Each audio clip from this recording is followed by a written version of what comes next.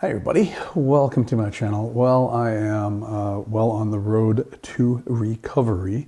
I had this really nasty cold last week, and it was actually where I had COVID back in June. Totally vaccinated, wasn't a big deal. This was way worse, and it's lingered on. You probably hear a little bit of congestion in my chest. But I tested, it's not COVID. And an interesting thing happened is my friend and photographer, Howard Simmons, I did a video about him, called me today, and it sounds like he's got the same thing.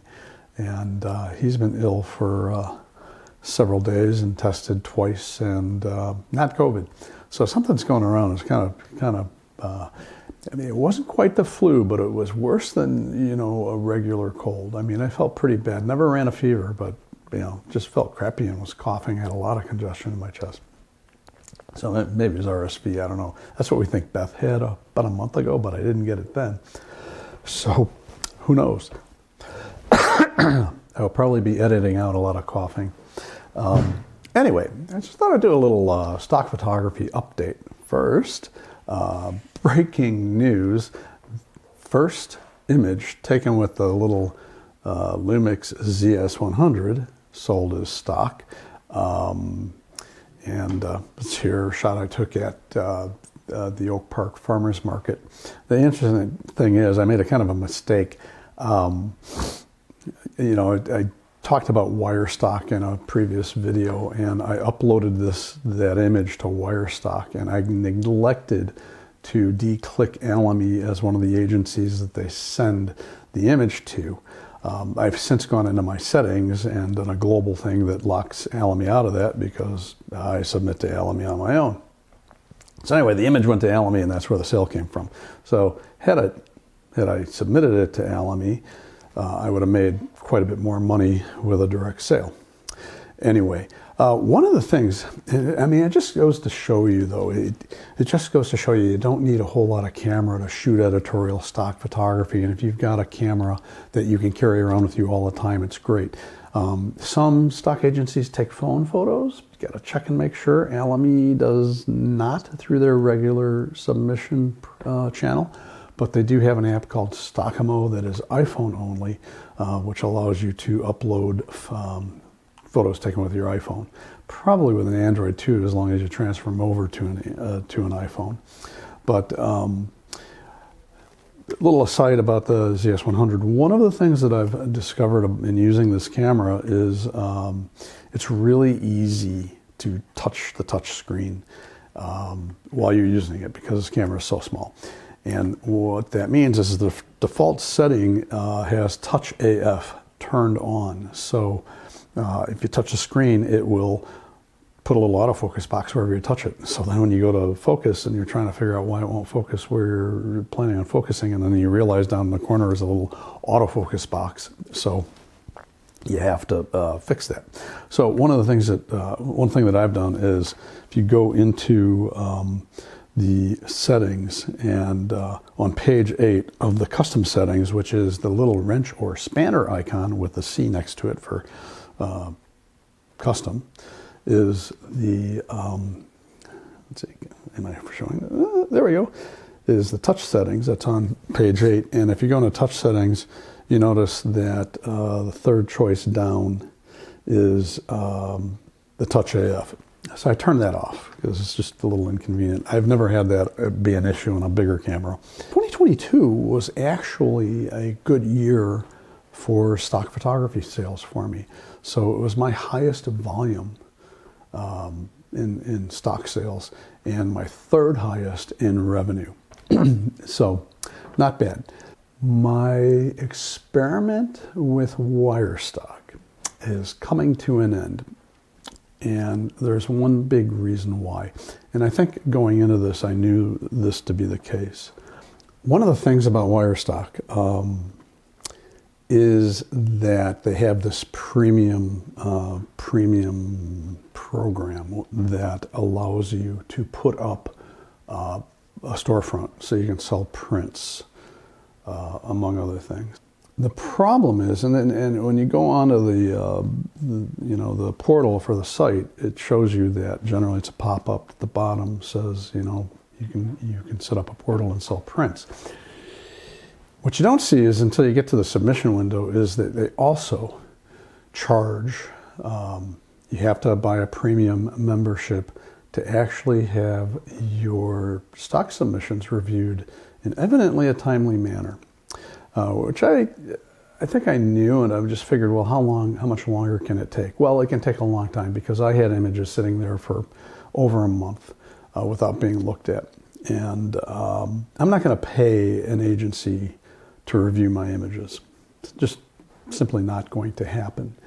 I am a 5-star Alamy contributor. And what that means is when I upload my images to Alamy, they generally go through Alamy's quality control screening process in minutes, and they're ready for me to do any additional keywording and fill out the other information, such as whether it's editorial use only, or if there's somebody in it, whether there's model releases or not. So I don't have to worry about that with Alamy.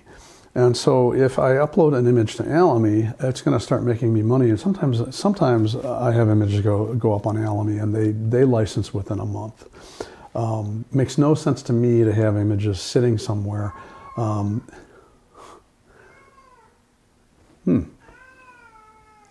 Is it time to be fed? What time is it? You just got fed. It's Rex. He's complaining. He thinks it's time for more food. We have an automatic feeder, so he got fed like a few minutes ago. He just probably didn't get enough, in his opinion. He has opinions.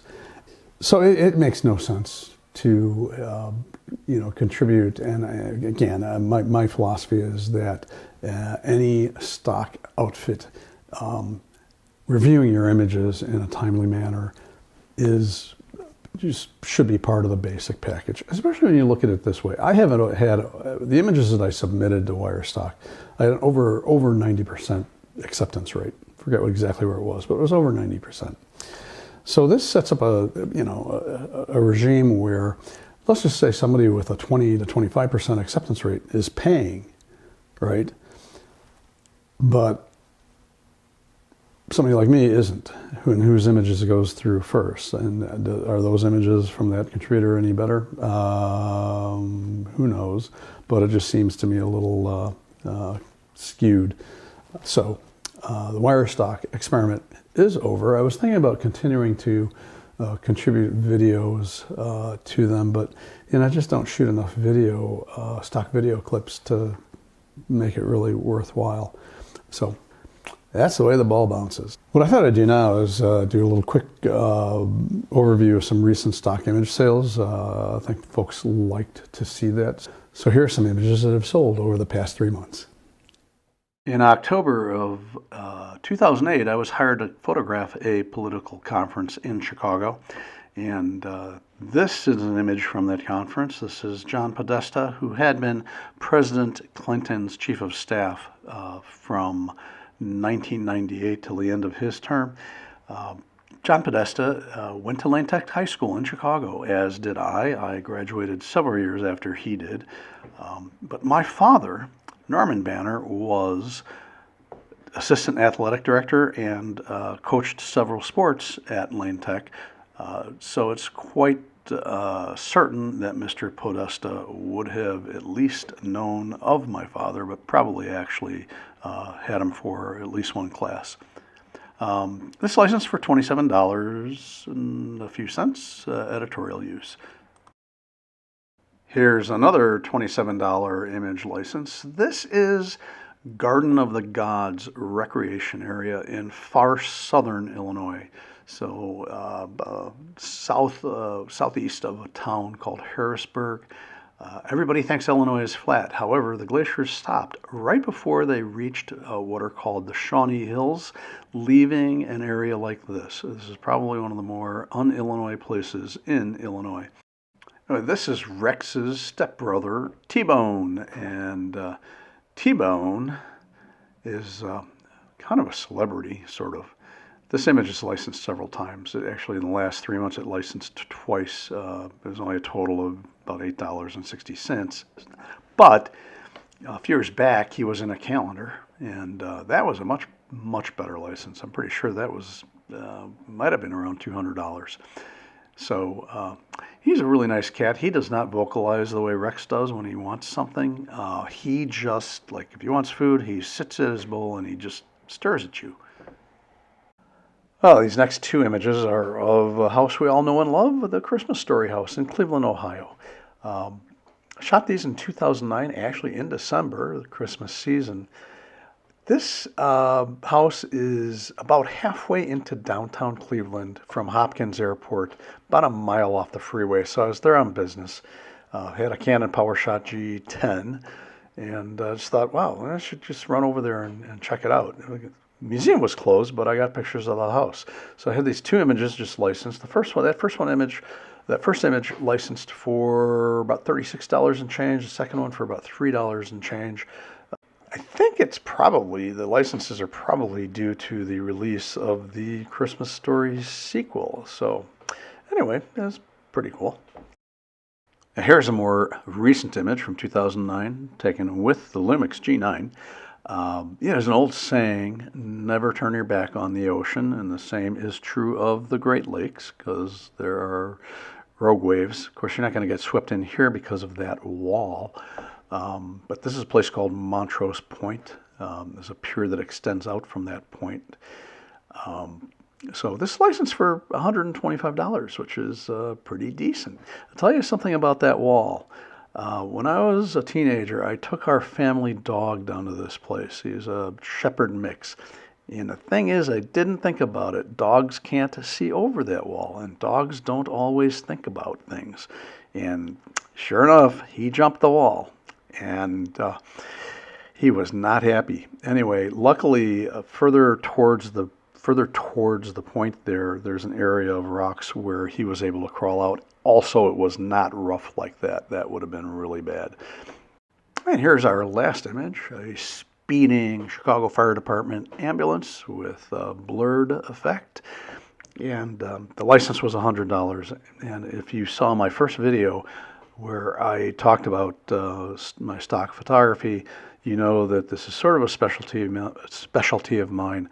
And the way I set the camera up, if I hear a siren coming, is I set it into aperture priority, set the aperture to f/16 or smaller, and the ISO at the lowest ISO setting so that the shutter speed will be slow enough to give the blurred effect. So these things sell all the time. I mean, it's just, I have a whole kind of category of these, and they're frequent sellers. Anyway, that's it for today. Thank you so much for watching. If this was useful to you, hey, please bop that like button. Any questions or comments, leave them below. I'm happy to answer them. And I'm Todd Banner. I will see you next time.